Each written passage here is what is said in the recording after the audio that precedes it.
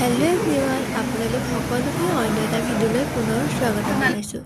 ডায়েটত এটা প্ৰগ্ৰেম অনুষ্ঠিত কৰিছিল যিটোৰ নাম হৈছে ৰাইজ আৰু যিটো স্পিৰিচুৱেল এৱাৰনেছৰ লগত জড়িত। গতিকে চাওঁচোন আহক আমি ইয়াৰ পৰা কি শিকিলোঁ। সকলোকে নমস্কাৰ তথা সুপ্ৰভাত। কুমাৰী হৈ অহা অতিথিসকল,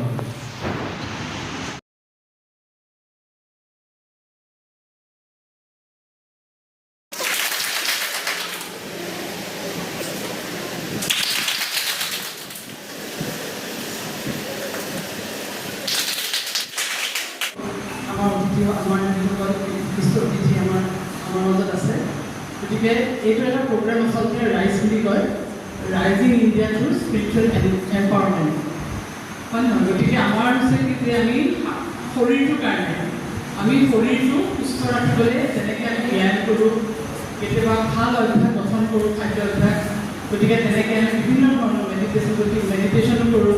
গতিকে আমাৰ আচলতে মনটো আমি যিবিলাক আমাক তেনেকৈ যাতে আমাৰ খুব ভালদৰে পৰিচালিত হয়।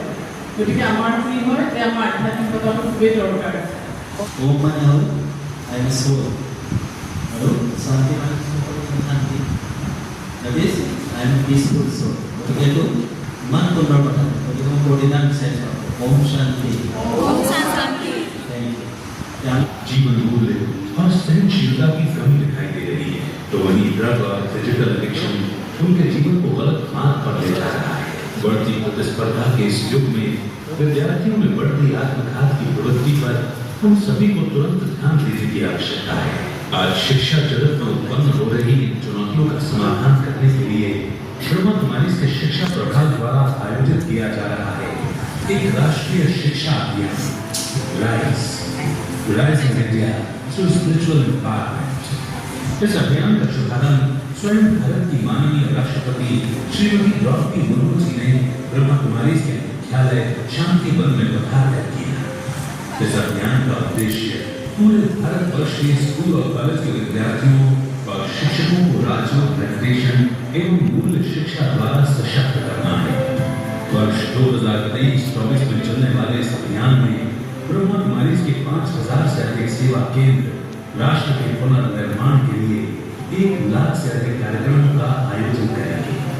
राजयोग meditation course, value education course, counselling sessions, thought lab, fire talks, value games आदि के माध्यम से विद्यार्थियों में चेतना का विकास करना, इसके साथ साथ अच्छे आचरण और नैतिकता के प्रदर्शन के आधार पर एम्बेसडर ऑफ प्रोग्रेस के रूप में विद्यार्थियों को सम्मानित भी किया जाएगा। 25 अगस्त 2023 को ब्रह्मा कुमारी के शांतिवन परिसर में इस शिक्षा अभियान का विधिवत राष्ट्रीय शुभारंभ किया गया।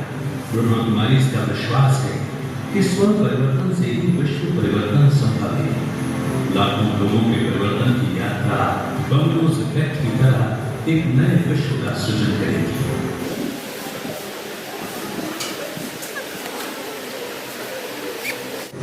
ড্ৰাগছ আসক্তি আৰু ডিজিটেল আসক্তিয়ে তেওঁলোকৰ জীৱন ভুল পথৰ দিশে ধাবিত কৰাইছে তথা ক্ৰমবৰ্ধমান প্ৰতিযোগিতাৰ এই যুগত অনেক বিদ্যাৰ্থীৰ মাজত আনকি আত্মহননৰ দৰে প্ৰৱণতাও বৃদ্ধি পোৱা পৰিলক্ষিত হৈছে।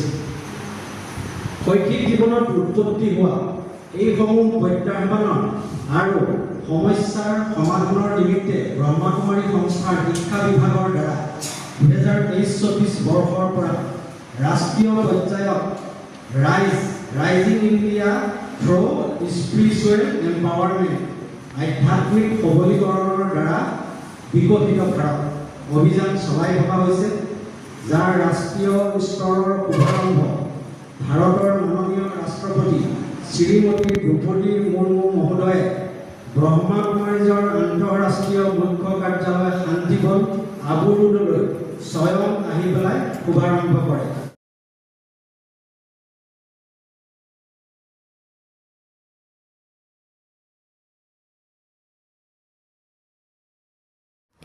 এয়া আমাক কিছুমান কাৰ্ড প্ৰদান কৰিছে আৰু কাৰ্ডসমূহত এনেদৰে কিছুমান ৱৰ্ড লিখা আছে। ইয়াৰ দ্বাৰা আমাক এটা খেল খেলোৱা হৈছে। লগতে আমাক মেডিটেশ্যনো কৰালে বহুত ভাল লাগিলে Some of this with close attention.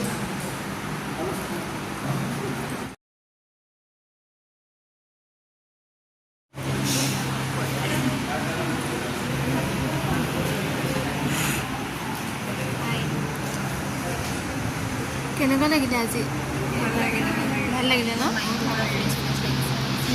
ঠিক আছে